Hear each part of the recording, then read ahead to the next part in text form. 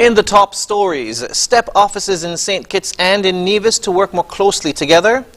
St. Lucia Prime Minister gets green light to return to work after testing positive for COVID. And Canada Prime Minister invokes emergency powers in response to trucker protests.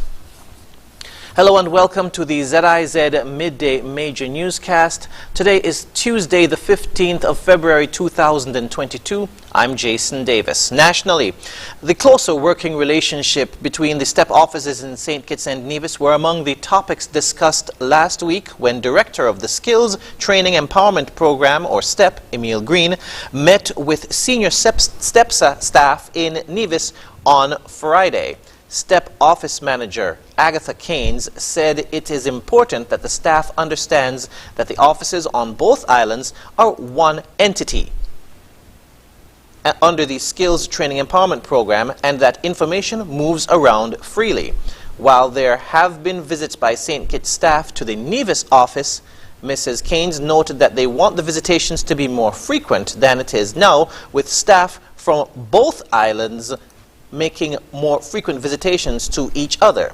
The Nevis staff will visit the head office in St. Kitts to experience the dynamics of both islands and the STEP operations and how things are done at the head office, especially how the payroll system functions.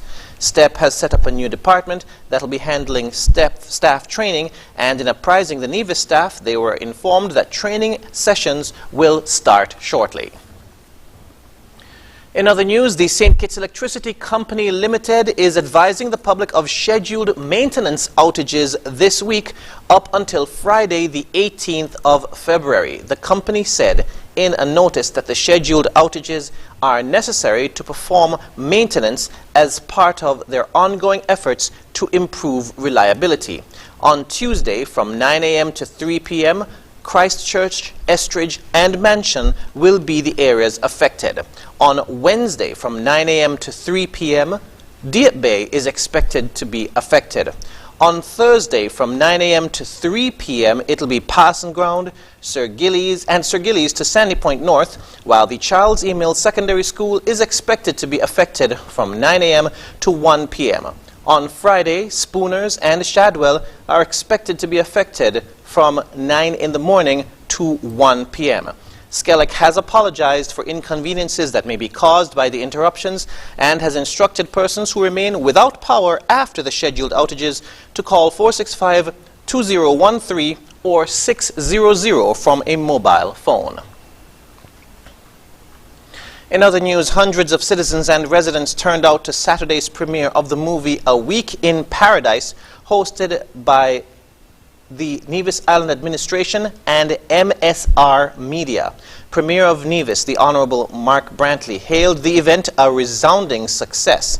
Mr. Brantley also highlighted that the partnership his administration forged with MSR Media launched the film industry in St. Kitts and Nevis. This was achieved during the peak of the COVID-19 pandemic as the NIA endeavored to diversify the economy, which, like most Caribbean nations, is heavily dependent on tourism.